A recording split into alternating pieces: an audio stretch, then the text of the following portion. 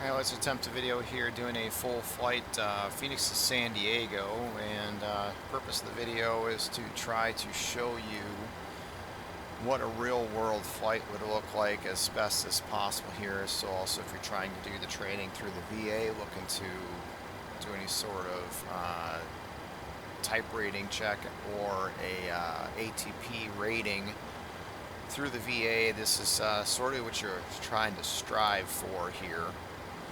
We've got other videos on a lot of different things as far as flows, initial setup, that sort of thing. So if you're looking for that, try to seek out some of those other videos. This is just going to be quick, dirty, and do this as fast as possible, trying to utilize as much of our regular procedures in a normal daily flight as possible. So let's just do a couple briefings, checklists. We'll get started here.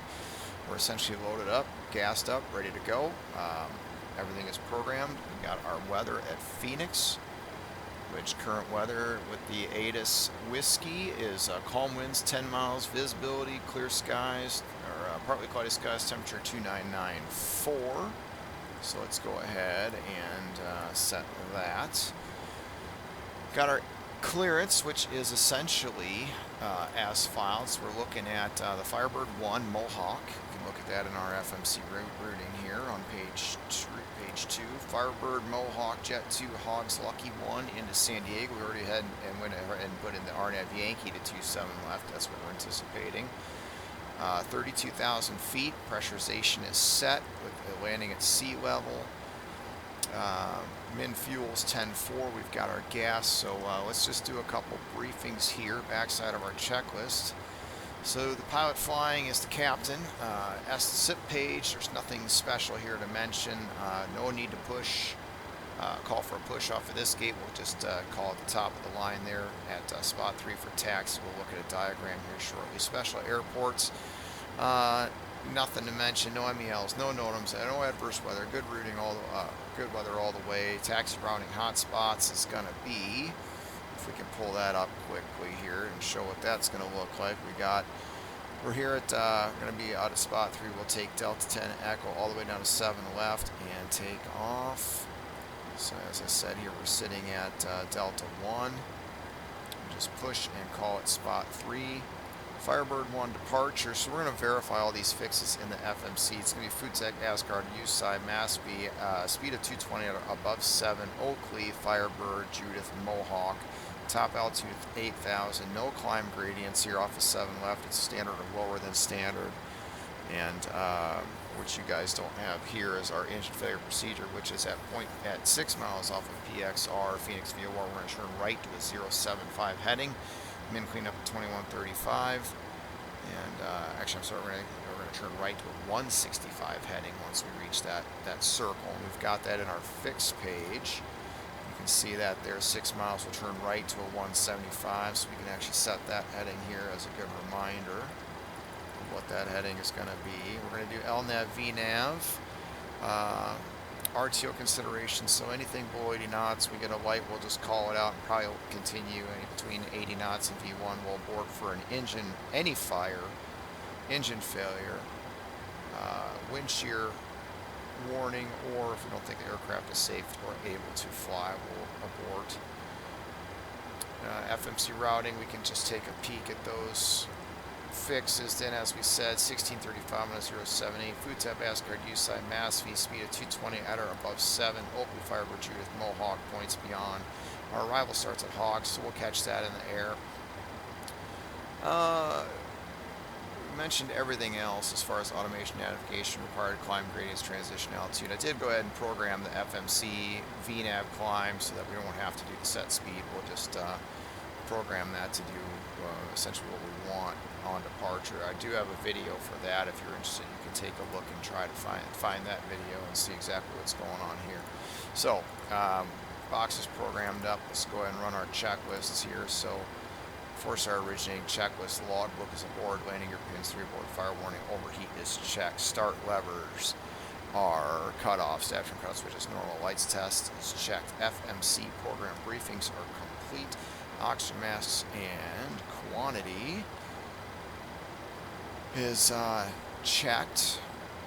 EECs are on. Navigation switches are normal. Display switch is auto normal. Fuel, we've got 10.5, clear to 10.5. Center pumps are off. Passenger signs are on. Window heat is on. Hydraulic pumps, A's off, B's on. Flight instruments 2994 set. Auto brake is RTO. Takeoff warning horn is checked. Parking brake is set. Transponder is set. TARA. And aileron rudder trim is centered. Before survey rating checklist complete. Before push, 0. Fuel weight of 114.0. Set. Gross weight 124.7. Cross check. PW remarks reviewed. N1's 45 over 37 reduced set. Runway 7 left is set. Flaps, PWB 1, of course we review the PWB, CDU 1, V speeds 126, 128, 134, set. Stab trim of 6.75 is set. Min cleanup altitude 2135, set. Flight deck door closed and lights out for push. Checklist complete, so let's get into it here. Pushback. Let's go ahead and start. Cockpit to ground. Of course, we throw on our anti-collision light at this point. We've been cleared for pushback. First officer might normally call for a push, but in this case, where we're sitting here in Phoenix, there is no need for a push. You would only need to push if you're at one of these gates at the top here where you would be blocking the taxiway. So, ground crew wants the brakes released. We'll go ahead and do that.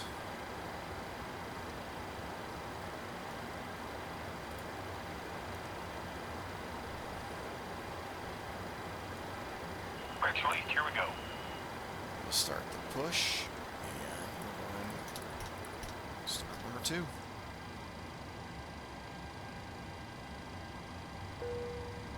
Welcome everyone, my name is Colette, and on behalf of Oil Southwest pressure. Airlines, it's a pleasure to have you flying with us. Minimum N2 of 20%. Proudly demonstrate the safety features of this airplane. If you have a tailwind up the tailpipe there, I would probably suggest a little higher than that so you don't end up with a hot start.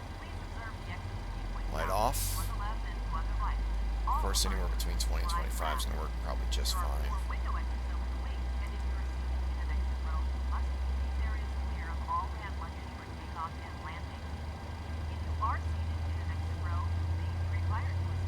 You don't trust these ground crews. They don't do a very good job. They don't actually churn you for some reason. I'm not sure what's going on with this crazy game.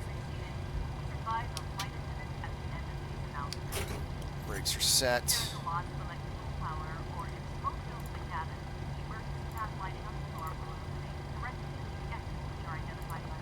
And we got rollback on 2. Isolate, ventilate, start number 1.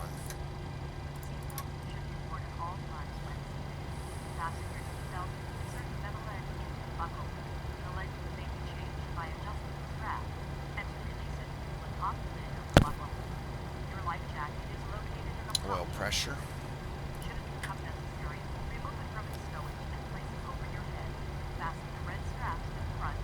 Light off. Of course, the captain's waving off the ground crew at this point. They've walked away. Take the headset, hydraulic bypass pin, tug tow bar. All the peeps are accounted for. More than likely it's 3 or 4. Smoking is never allowed in an aircraft lavatory. All lavatories are equipped with smoking detectors and video cameras. Smoking is punishable by a fine of up to $2,000. In the event of a sudden loss of cabin pressure, We'll roll back on 1. Let's start the timer so we get our warm-ups. Ground crew's gone. Go ahead and start our after start flow.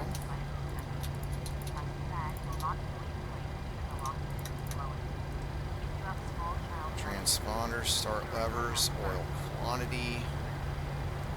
Looks good. CDU 1, flaps 1, standing by flaps, flaps 1. Control check. Before taxi checklist. Or taxi, electrical, generators on. Probe heat on, anti-ice off. Flight controls free. Flight deck windows closed and locked. Flaps. CD1 indicates 1 green light. Forward taxi. Checklist complete. Clear left. Clear right. Go and start our turn out here, respecting minimum maximum power settings for the ramp, 35%. Rolling here. Helps to release the brake. A little forward momentum, start the turn.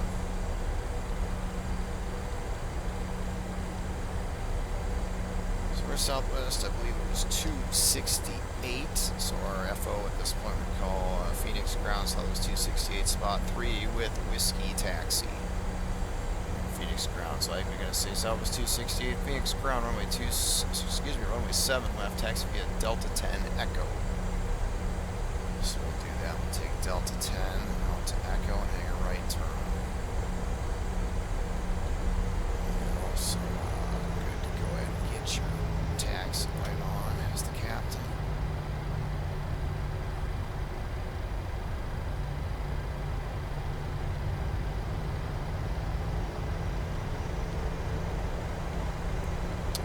And like I said, we're going to try to do this all as quick as possible. Try not to make this video too terribly long. We do have videos for all the individual components, the flows, the setups. So take a look for those videos. If you need any extra additional help with any of this here, perhaps programming the FMC for the alternate VNAV method, takeoff method. We'll use the HUD here for our takeoff. Of course, sometimes it's hard to maintain center line here as you're trying to put, go heads down and do other items too. So if you ever need to just stop, do what you need to do, and you can continue taxi, or if you get down to the end of the runway and you got a VATSIM controller cruise for takeoff, you can just ask them for a minute while you do a checklist.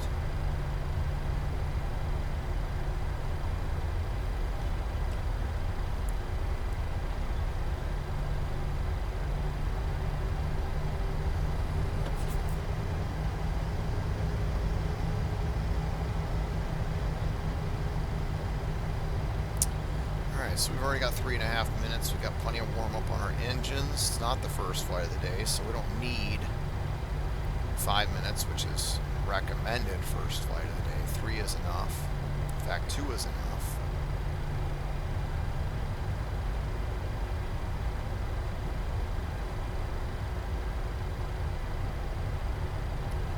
On the max, 3 is required on the NG. It's just 2 minutes. For takeoff power, 5 minutes is recommended first flight of the day. Alright, so we're getting close to the end of the runway here. We'll do a quick throttle burst, both engines, make sure we don't get the takeoff warning horn. We do not. Armor auto throttles. Give the flight attendants 1 ding so they let me know that we've been cleared for departure. And for our forward takeoff checklist, which is min takeoff fuel verified, departure plan is not required. Attendant notification with that ding is complete. Electrical generators on, anti-ice is off, PAX auto bleeds, engines on, APU off, start switch is left continuous. We've got APU off, flaps CD1 indicates 1 with a green light. Start levers are idle. And our recall checked. For takeoff checklist complete. We'll switch over to tower. And at this point, they'll likely call us before we call them. Southwest 268, Phoenix Tower. RNAV food tep, runway 7 left, cleared for takeoff. So if you read that back, RNAV to food tep, runway 7 left, cleared for takeoff, Southwest 268.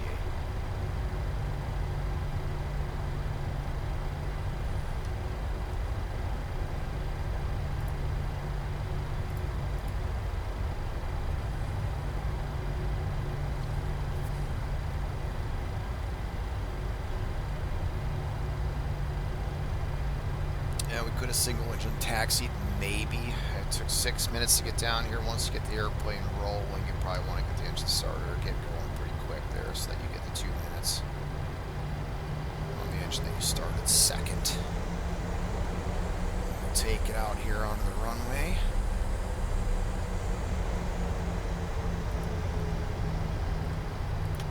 Get it up. Whoop. Very good job of clicking the lights I want to click. So we'll roll it out here, and we'll stop for just a second. I want to check just one thing. Line up on the center line. And so let's take a look here. We got 92.6 required N1, so let's go ahead and push them up to 40%. Get them stabilized. The game does a nice job of staying synchronized. Set takeoff thrust 92.6. Power monitoring, let's say 92.6 set.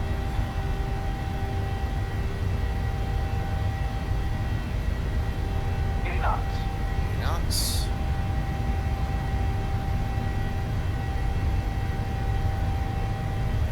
E1. Rotate.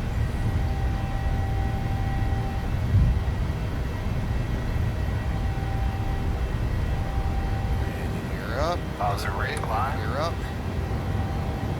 Right, straight up to about 20 degrees, pitch up. Flight director in this thing lags just a little bit, so. All nav is engaged.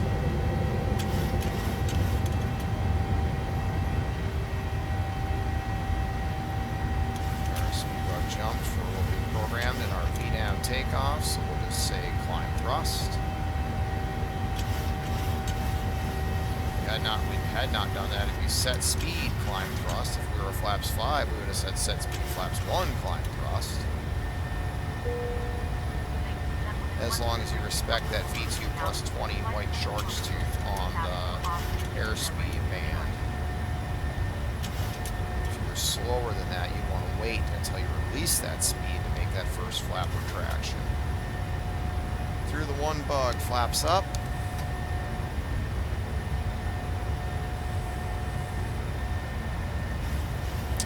And at 41:35, here it comes. We'll watch that speed bug jump from what we programmed the VNAV climb to 220. There it is, our first restriction at mass V on the departure.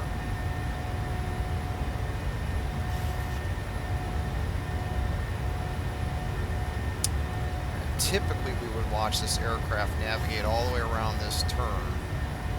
But for the sake of trying to keep things moving here, we're going to go ahead and make a right turn correct to Oakley. Execute. Watch the speed jump to 250 because we bypassed mass V. Our at or below 8 is our 7 is mass V is also gone, so just go ahead and continue to climb all the way to 230 at this point. Flaps are up, clean jet, clean up.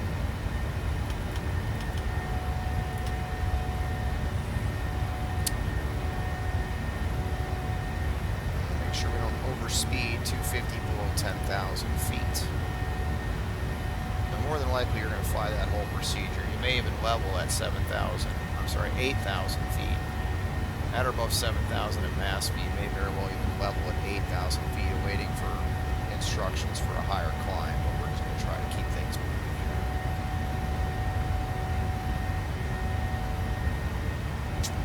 Switching over to departure. Call departure out of 7,000 climbing via the Firebird 1. Of course, we're going to continue all the way to 230, which was our filed altitude. I'm sorry, 320. Just keep things going here.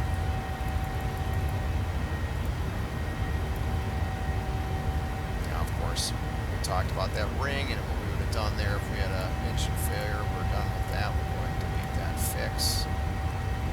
Keeping the climb page. Climb N1 91.3, that's what we're doing here, and a climb 2 reduced thrust climb. Once we've reached 5,000 AGL, we can delete the reduction and climb with the climb power increase there out of 10,000 feet. if we're given normal speed, we can go ahead and do the climb, econ, execute, do our normal climb speed. Out of 10,000 feet, we've got a flow. 10,000 feet, climb checklist, climb. Checklist says pressurization is checked, start switches off, APU off, climb, checklist complete. Of course, the ding there for the flight attendants to let them know that we're climbed out of 10,000 feet.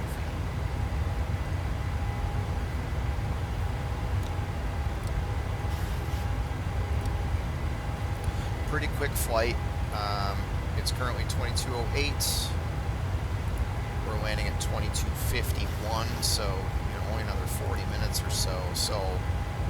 And it's below the top of the hour. It's not at 23:00. So we're in the same window in terms of weather is concerned. So we want to go ahead and start getting information pretty quickly here. So of course the pilot flying is flying, and the pilot monitoring will be doing this. So he's going to get your ATIS.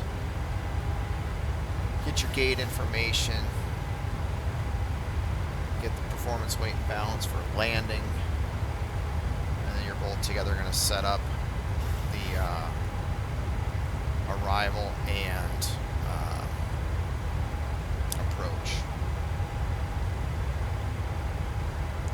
So latest weather, Tango, San Diego, winds 190 at 7, 9 miles, few at 500, scattered 5,000, scattered 15,000, so it's VFR 24/19, 2995.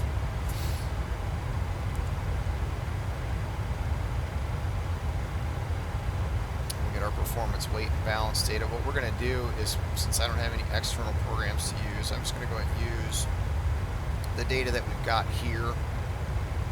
San Diego's a 3.5 degree angle, 9,400 feet. That's a pretty long runway, but being the steeper angle, I usually typically like to use 40. We're not going to land at 123. We're going to land at, we've got 9,000 pounds gas, and we're going to land at 6, so say 3,000 less. So about 119.9, call it 120. That's probably worth at least 1 knot, maybe 2. We'll take, if we remember, we'll look at it again. But for now, I'm just going to say 126 and 131 for refs. It's dry, so auto brake is not required. However, if PWB came back with positive stopping margin, I might consider using it anyway. So we'll go with 3.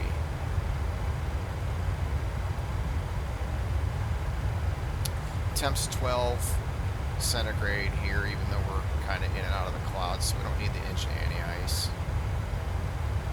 Looks like we're going to be above everything at this point here. So a couple other things. Approach course is 275. So we'll get that both sides.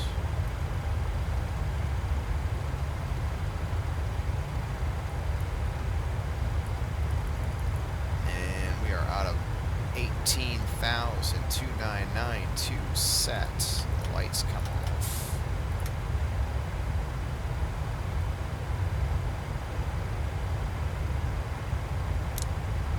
Alright, so we got the weather, we've got performance, we'll double check that. Gate, we're just going to say that we come back with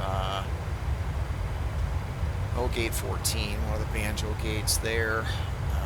Our arrival and approach briefing, we can get into that at any point. And so we'll take a look here at our legs again. Our first fix on the Lucky 1 looks like it's hogs, so not only are we looking at the arrival here, Hogs, Manor, Cibola, Karma, Sophie between 24 and 26. We'll try and do this side by side here as best as possible. Manor, Cibola, Karma, Sophie 24 to 26. And down the line, Helix 270 between 15 and 12. We got Jack 250 10 to 11, and we got Aztec 240 at or above 8. We got Jeeves at or above 6,100 feet, Lucky at 6, and Windy 210 at or above 5. So that's our top. Sorry, that's the bottom altitude. If we were to get a descend via for this arrival, we'd want to put 5,000 in there for Lindy. And lucky for us, the RNAV Yankee ties in off of Lindy here at 5,000 feet. Lindy, Vita, O'Kane, Sigi, Rebo. We can look at that too. 275 course, touchdown 1,700 feet. MSA is 5,400. Highest obstacle is this ridge out here southeast of Vita, so we want to be aware of that.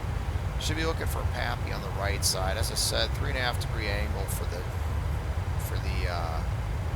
vertical path here from Rebo down to the runway. If we were doing the full-on approach, we'd need 680-foot ceiling and at least 1 3/4 miles of visibility with full lighting.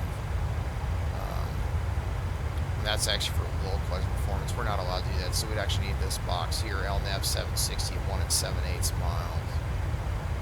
So, and then of course, if we were doing the RNAV approach, our miss would be straight out to 2,500 feet out to SARGS and hold. Looks like a parallel or a teardrop entry for the hold. But since it's going to likely be a visual approach, that would not apply. It would be tower assigned. A couple notes. Operational VGSI is required. Maintain or remain at or on or above VGSI, the visual glide slope indicator, which is the PAPI, until threshold. So we'll do our best with that. One thing to keep in mind, there's that building there that kind of show. You'll see that there's a parking garage off the arrival end of the runway that can be a bit of a obstacle, so you got to be careful of that. You might want to do that in your brief. Looking at the airport diagram, we're going to want to land in the first 3,000 feet of the runway. Probably no later than Charlie 5. If we're not down by Charlie 5, we'll go around, make a left turn off. Probably at Bravo 9, we'll take it to the Banjo gates here. So we'll go ahead and get all this set up. Of course, at 275, we've got set both sides. It's an RNAV approach, so we don't have a frequency to set. However, there is a localizer to 2.7, so we could go ahead and just put in as a backup 110.9, which is the localizer frequency. And also, we've already got it loaded here. We look at our RNAV Yankee 2.7 off of right here, O'Kane, Sigi, Rebo, the runway. I usually like to put the runway itself in the fixed page just for distance information. Hidden it ref, we'll get a little information, 9,401 feet for this, the runway itself. Usually get localizer ILS information here if it had an ILS, which of course it doesn't, so we're not going to worry about that. So we'll fly this in LNAV, VNAV. Essentially briefed our visual approach already. So we're in pretty good shape here. 17 feet, we do want to set that as our barrel min. Since it's a visual, we'll just set touchdown zone elevation of 17 feet. If it was an actual RNAV Yankee, we'd want to set 760 feet. And it's actually an MDA, so we'd actually want to set 760 plus 50, so 810. In this case, being a visual,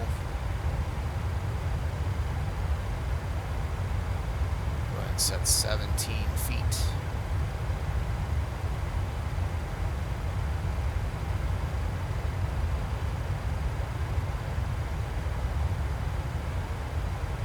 Of course, on these short legs, you want to get this stuff done and taken care of early. You don't want to be sitting there falling behind and getting pressed.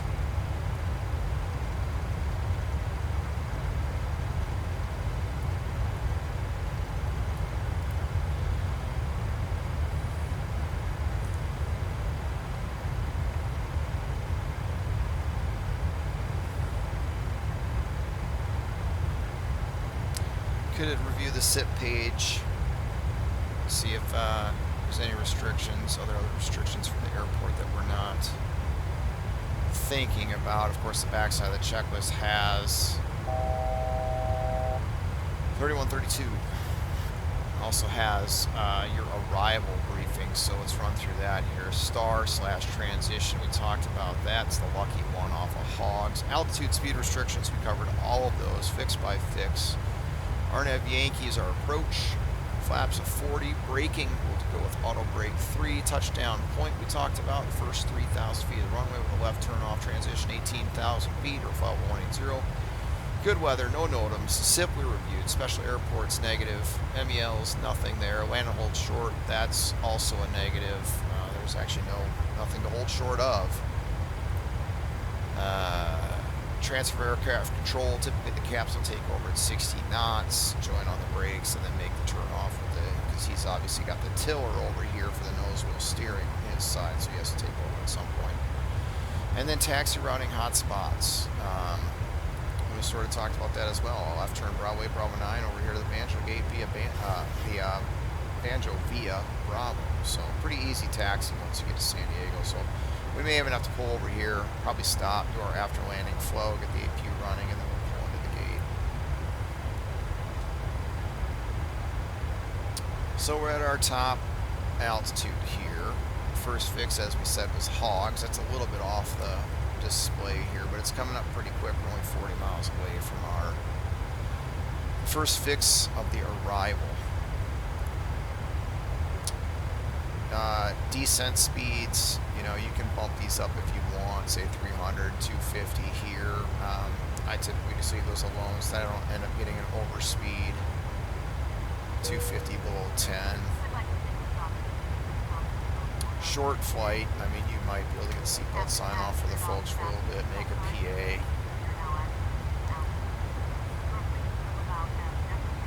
I'm just going to go ahead and leave the speeds alone.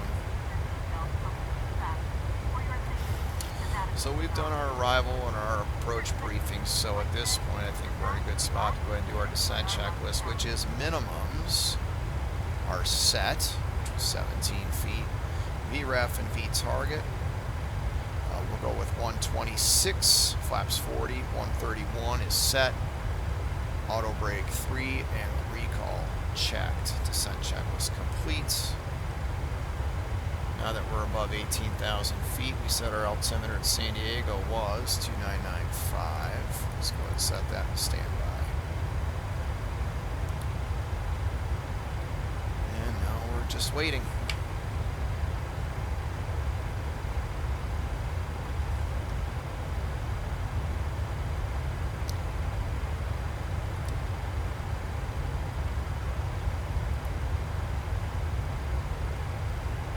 We've got a top and descent point out here about 80 miles away.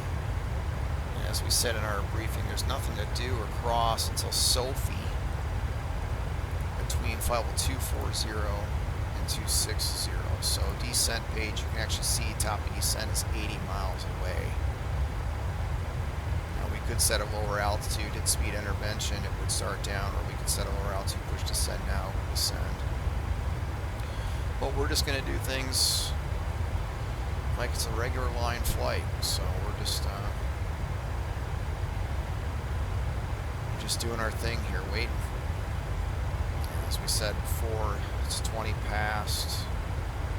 Predicted touchdown time of 51, so we've got about 31 miles to go. As far as the seatbelt sign is concerned, bringing that back on, usually about 100 miles out, I think is a good spot to put that back on and do your arrival PA. That's about 30 minutes out, typically. Now, of course, we're also only at 32,000 feet, and we're not going to start a descent nearly as soon, too, so it'll probably be less than 100 miles and less than 30 minutes.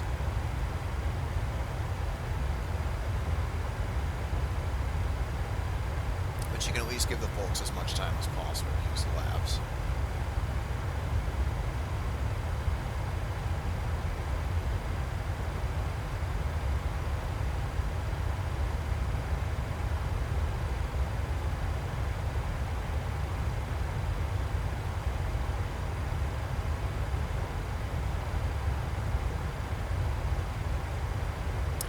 Other things you might do while you're at cruise here, typically your first officer is going to be playing with temperature control, making sure everything is nice in the back. No complaints coming from the back, from the cabin, that it's too hot or too cold. That's really about all you're doing. You might take a look at some of this as far as cruise monitoring is concerned, making sure you got good voltage. Another item to keep in mind is your fuel. You know, you don't want to make sure you don't end up out of balance. Right now we're only about 40 pounds. Just for demonstration's sake, we could probably do something about that. You typically want to open the crossfeed valve, wait till the valve opens, turn off the low side, and you'll watch. And of course, you're going to get the fuel low pump pressure lights. So you should watch here. It's going to even up pretty quick here, and in the game, the second you turn those pumps back off, it's going to stop almost instantaneously. Real jet, you want to leave this by about 70 pounds, so that's probably pretty close. We'll turn our pumps back on, just reverse the process. Lights go out, close crossfeed valve, verify the valve closes, and you're done. Pretty darn close, right on in fact. So just some of your cruise monitoring stuff, engine gauges, make sure everything's looking good. Just keep an eye on those during flight.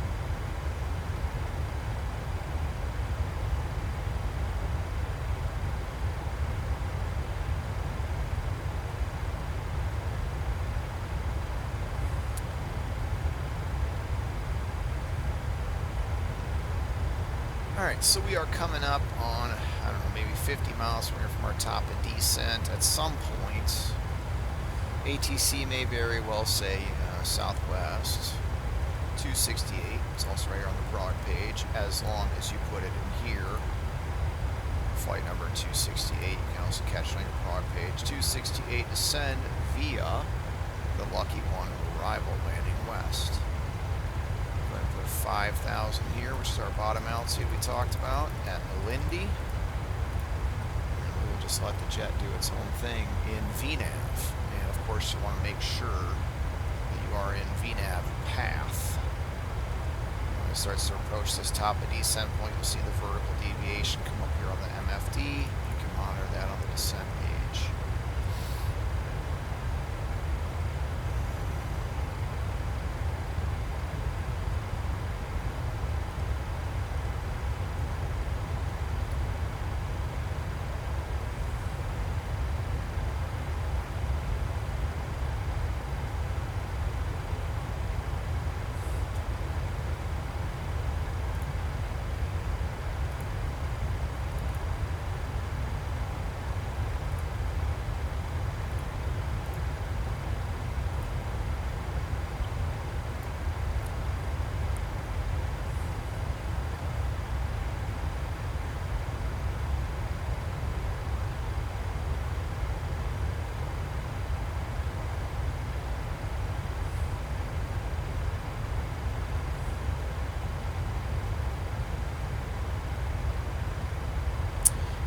Talk about a couple other things too here. Maybe you get an intermediate descent, and maybe ATC steps you down from 32 down to 300, roll 300 in the window, altitude intervention. You could always recruise the box at 300. In fact, we can do that just for an example. So let's go 300 here.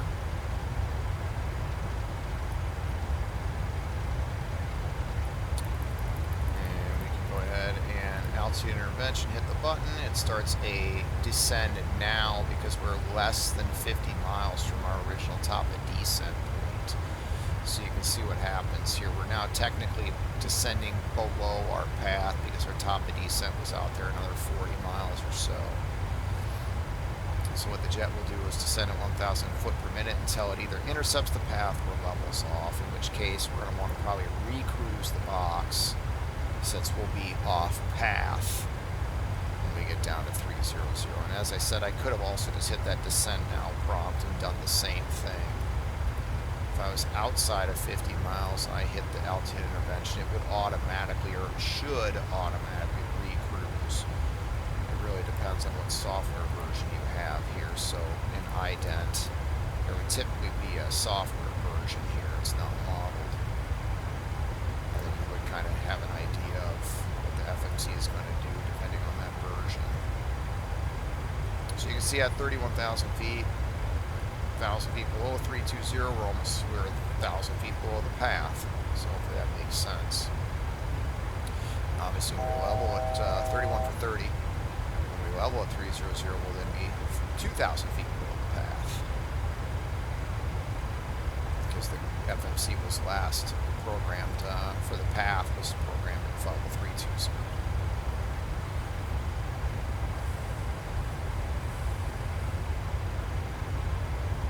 Did an FMC vid, went through just about every page in the FMC, went through all those ins and outs, so that was about 40-45 minutes long, so there's a whole lot of things in there that you can look at and learn about this FMC and this aircraft if you're interested. My fixed page, the runway, I'm going to do a slant 10 to give myself a 10-mile ring, just for my own situational awareness. And now that we're here, we'll go ahead and cruise the box and watch this. Vertical deviation should go away. We'll cruise it. And it wants to go 240. Race.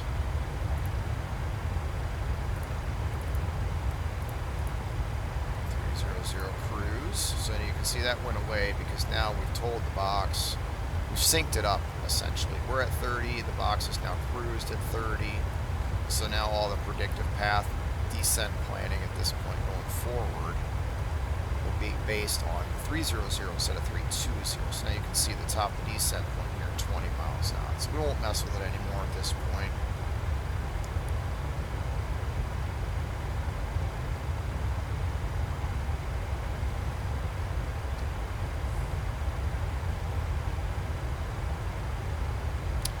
Talk a little bit about the approach. So we're going to be doing the approach off of Lindy. So there's several, let's reset this here. We're just cleared to descend via. Set this to 5,000 feet, which is the bottom altitude on our arrival. Now you can verify that against the chart. I would highly suggest doing so. It's also going to be listed right here. Windy at 5,000 feet. That was the last fix on our arrival. So we'll set 5,000 feet. Again, VNAV path, top of descent coming up here very shortly in just 14 miles. You can see right there on the FMC. Setting zeros on an RNAV approach. So once we're on a published segment of the approach, which will be inside Lindy, in LNAV, VNAV path, and cleared for the approach, we can set zeros on the approach. So even here at 30,000 feet, if we were cleared the approach for some reason, we could actually set Rebo, our final approach fix altitude, to 2,000 in the window, and then once we cross Lindy, the first fix on the approach inside Lindy, which would be a published segment of the approach, LNAV, VNAV path, cleared for the approach, we could zero out the window. Hopefully that makes sense. Of course, we want to zero it out on an RNAV because we don't want the aircraft to level. We want it to continue all the way down to the runway on the prescribed path, which is, of course, in the box here. We already talked about 3.5 degree angle, which actually makes me think of something else. Let's go ahead and set up off the 10.9A page. So according to the 10.9A page, runway 27, landing beyond threshold is 7,590 feet. And that's because there's a really long displaced threshold to runway 27. So 10.9A page, landing beyond threshold, 7,590. So we'll put that in the, actually in the length, 7,590, enter. And elevation, we were talking about 17 feet. So elevation 17, length 7,590, glide slope angle, we want to actually put 3.5. Oh.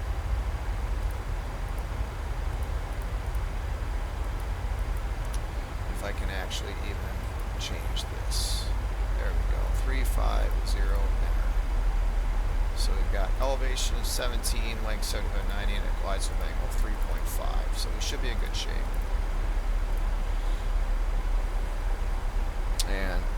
A3 blanked, and that's probably because it's too much of an angle for the HUD. So we'll see how that goes. All right, we started our descent. We're on the path, LNAV, VNAV path. We're on the path pretty well here. Idle descent. Our distance 91 miles. At this point, you'd want to make your PA. Say goodbye to the folks, sit them down, ask them to remain seated for the duration of the flight.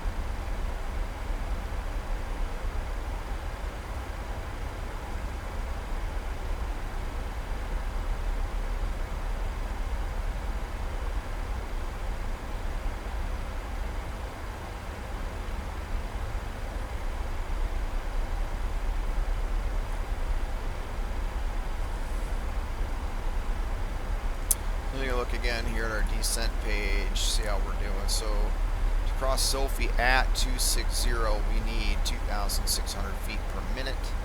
We've got a window of Sophie 26 to 24, so I mean, we don't have to cross Sophie at 26. Same with Campo here. We don't have to cross it at 19. We can cross it at 230.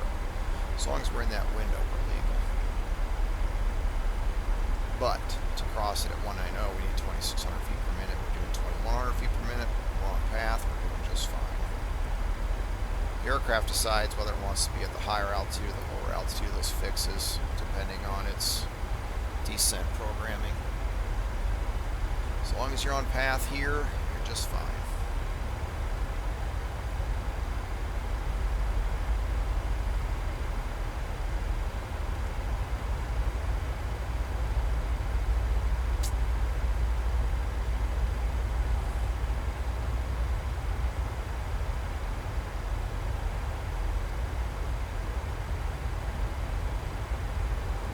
Imperial. Palm Springs may have been right there behind us. I'm not sure.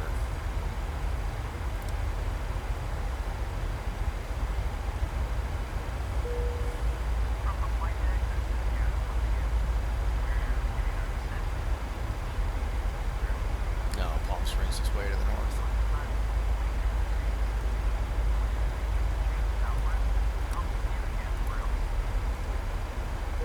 Palm Springs way up here.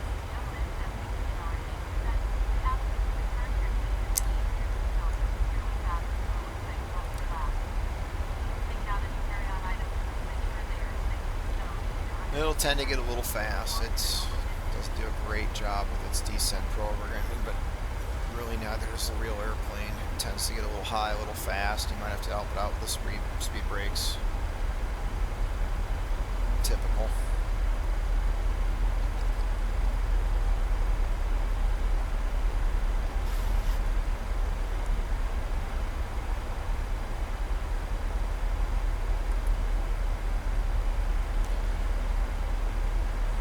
Now this cloud layer here, we got +6 on the temperature, so probably want to make sure that we don't fly through any of that and pick up any ice. We'll go ahead and bring the engine anti-ice on, and you can see TAI above the engine gauges here to let us know in green that those anti-ice valves actually indeed opened. Not too worried about any of this, but just for the purposes of making sure we're doing things by the book. Now when this reaches 10, we can go and turn them off. It's 7 degrees centigrade right now, 8, so we're almost there.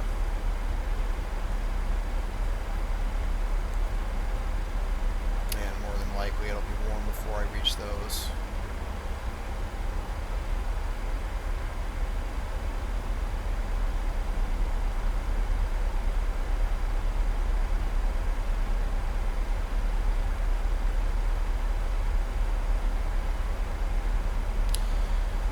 Hurt your descent performance ever so slightly because the engines do have to throttle up slightly to maintain engine anti-ice. So you could end up a little high, a little fast. You can just counter with speed brake, or you can always open the window, increase the speed, which then will pitch the nose over to help catch the path. As long as you don't have a speed restriction on the arrival, which I'm about to here. Helix of speed of 270. CAI on above 10 degrees, so we're showing 11 now, so ice is non-issue, so we can turn that off. And that is your sequence: ignitions and then valves, turning them off, valves, then ignitions. So here we come through 180, going lighter up again. File 180.02995 set, approach checklist, altimeters 2995 set. PHX auto start switches left continuous, approach checklist complete.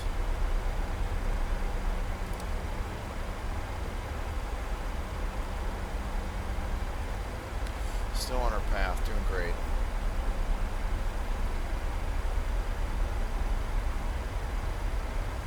And I've said before, you notice I don't look outside much. You know, jets are not exactly sightseeing aircraft. They're considered instrument aircraft, and you're going to be in the FMC on your displays, engine gauges, on the MCP, FMA, you know, quite a bit. So it's all about management.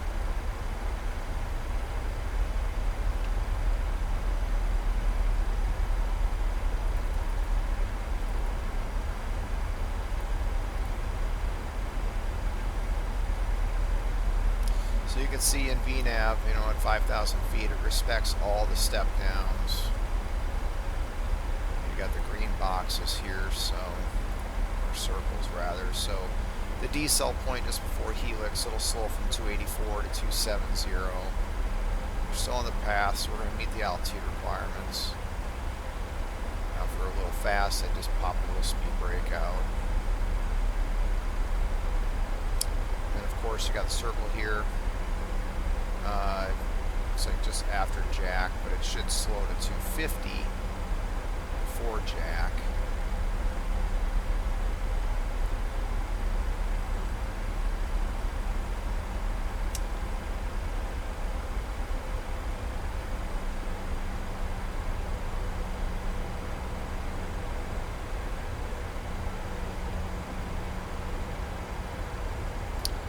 Drag required because it's trying to maintain 270 knots at helix, and it's, you know, it has a hard time slowing down and going down. While it's in path, it's going to respect the path and it will deviate from the speed.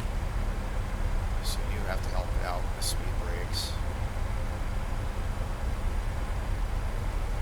It prioritizes the altitude and the crossings of the altitudes over the speed. Speed here, so we'll bring the speed brakes in.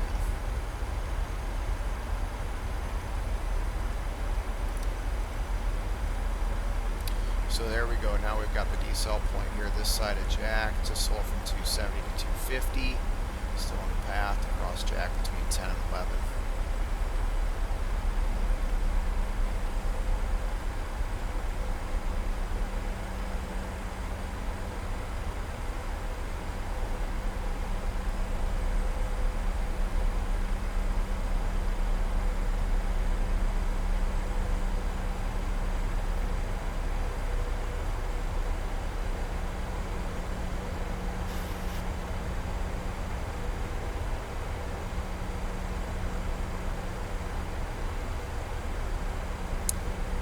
As the tip of the airplane there crosses the decel, you'll see the speed start to drop down here slowly to 250, so we may need to help it out a little bit again.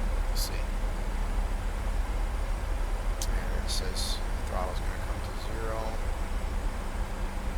And the speed boat's dropping to 250. We'll see if we can help it out a little bit.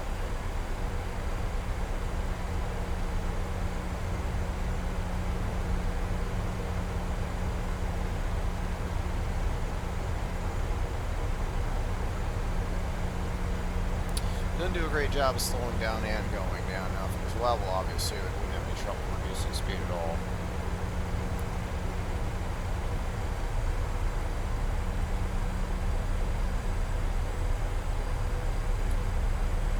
And in the path, all the way down to at or about 8 here, so out of 10,000 feet. We'll go ahead and take the flight attendants. They'll make their PA.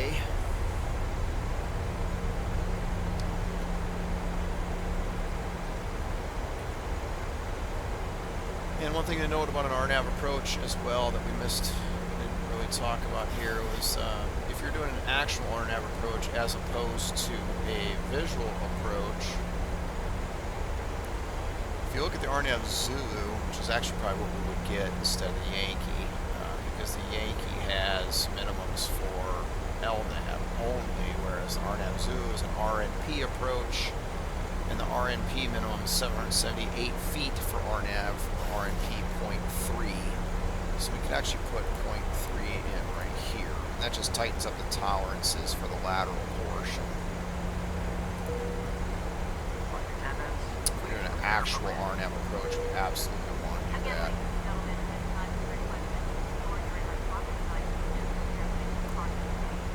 A little fast at 240, we just keep a little speed brake out. It's pretty typical in this. Not in a real airplane necessarily, but this for sure.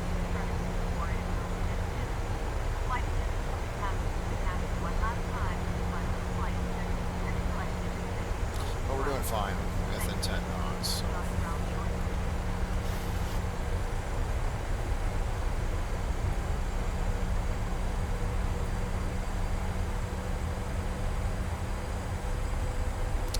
Alright, we're just doing our job here, keeping an eye on our path. Jeeves that are above 6,100 feet. Of course, Lindy, not only the end of the arrival, but it's also the beginning of the approach. So at some point here, approach is going to say, you're cleared the RNAV. We'll just say the RNAV RP Zulu.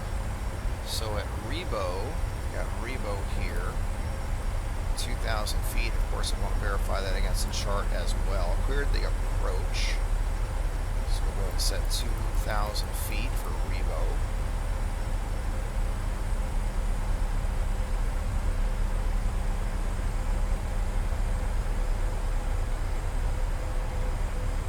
A little high on the path, a little fast.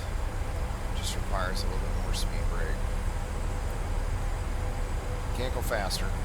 Got to be below 240 knots.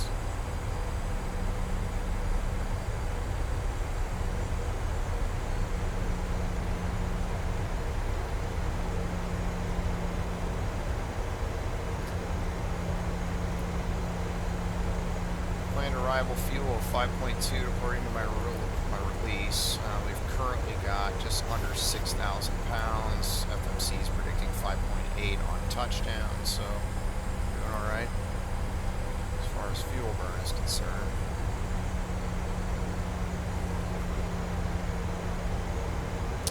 All right, now the FMC is wanting to slow down to 210 at Lindy, which is indeed the arrival speed, and also on the approach as well. So I'm going to go ahead and help it out here.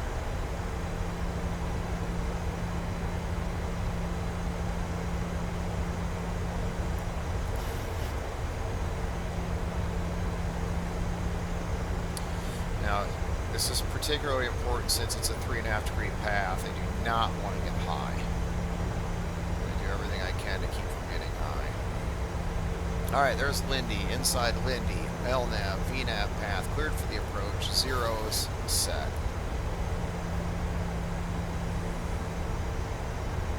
And I would typically be at flaps 5, 210 by the 10-mile ring. If I'm any higher than I want to be, I'm going to definitely go sooner on some of those things. I'm going to go flaps 1 now. And that's where this fixed page comes in handy. Of course, I got the ring, but I can also see I'm 13.5 miles out right now. And of course, in a LNAV, VNAV here doing an RNAV, you can see the speed drops automatically to the bug. You don't have to open the window or set speed or anything here. A lot of use speed brakes all the way up to and including flaps 10. Once I go flaps 15, I gotta have the speed brakes retracted. Still doing good on path. Okay, at above 3,600 feet. Let's go ahead and go flaps 5.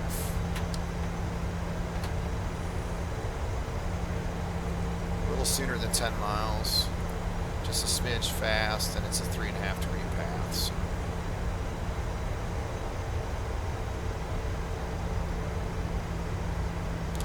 And I'm not saving any gas in the simulator.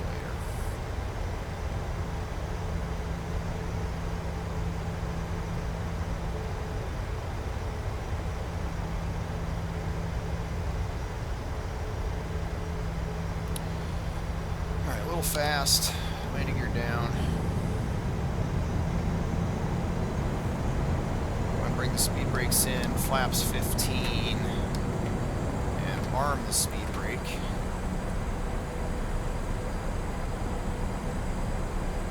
Of course, my flap speeds are all placarded here. I can go 25 at 170, 30 at 165. So I'm just going to go ahead and figure on speed here. I do not want to get high with this angle.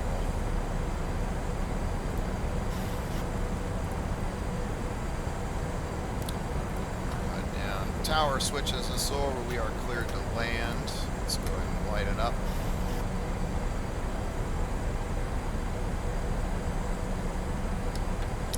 That's 25.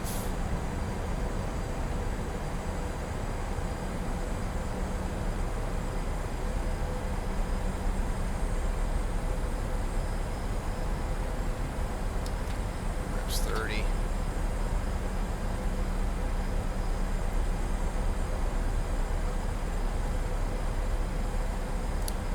And 40 are a lot of drag, so we can probably hang at 30 for a little bit here. It will absolutely be stabilized.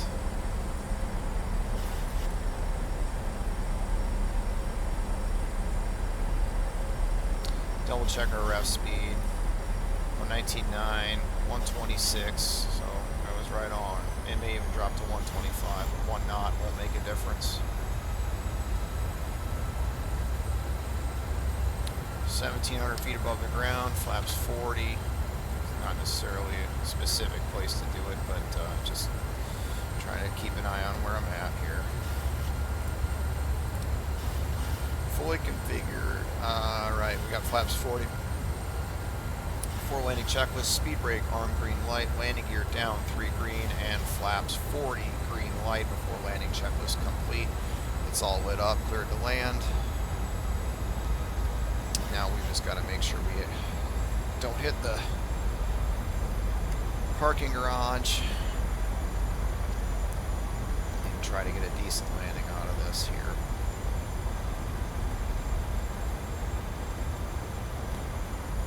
Downtown right there to the left.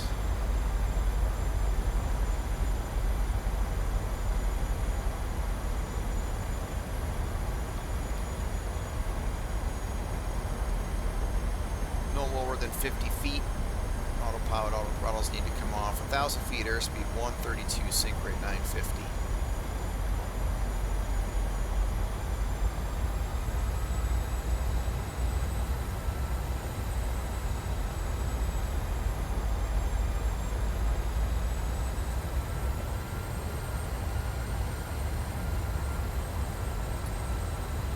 Bring the auto throttles off now.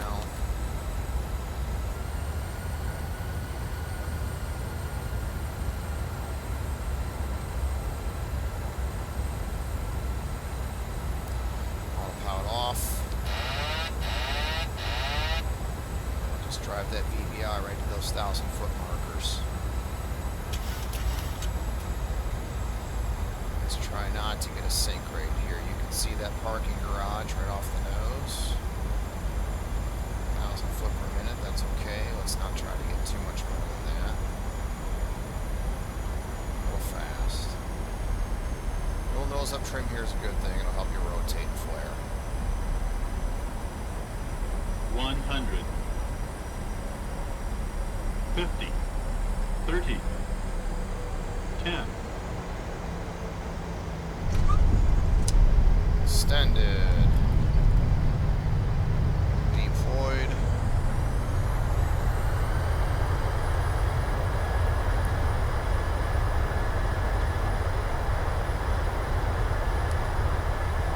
Brake disarm. 60 knots, auto reverse. So we'll get this turn off here and we'll stop.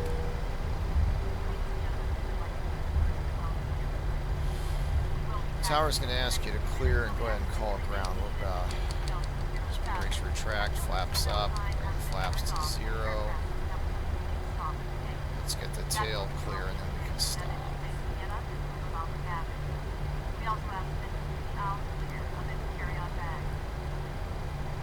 Let's go ahead and stop here. We'll do our after landing flow. And Captain can get the trim, stow the HUD, take the lights off. FO is going to start with the flaps. Auto brake, weather radar, standing by.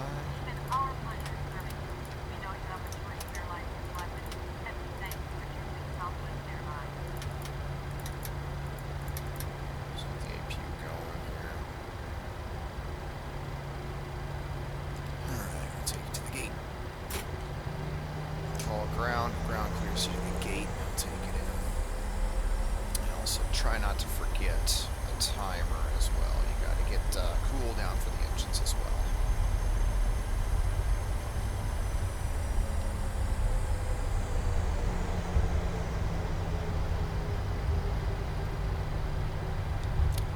We'll do our best to just grab a gate right over here. Right at the top of the banjo, like I said, although I believe it was the other terminal in which we said we were going to go to. We'll just use this one here.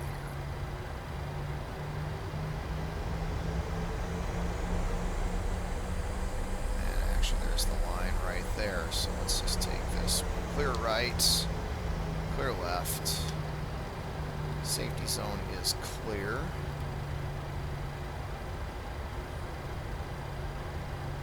No fancy scenery here.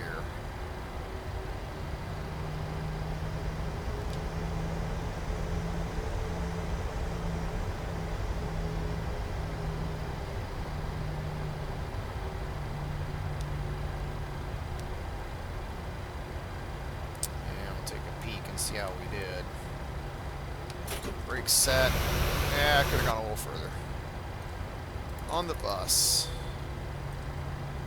Transponder would have come to zeros by the FO at the top of the line. On the bus. Got the engines, one pump on. Captain gives washout signal to the ground crew. Again, ladies and gentlemen, we'd like to ask that you please remain. And let's do a parking checklist. Parking brake is set. Start levers cut off. Fuel pumps 1 on. Window heat is off. Probe heat is auto. Anti-ice off. Hydraulic pumps electrics off. Start switches off. Oil quantity 88%. Hydraulic quantity 106%. Radar is test and transponder standby zeros. Parking checklist complete. That's it, guys. You can do your through flight, you can do your terminating, whatever might come next. That's a full flight to the best of my ability using all the real world procedures. And I hope that helps. Have a good one.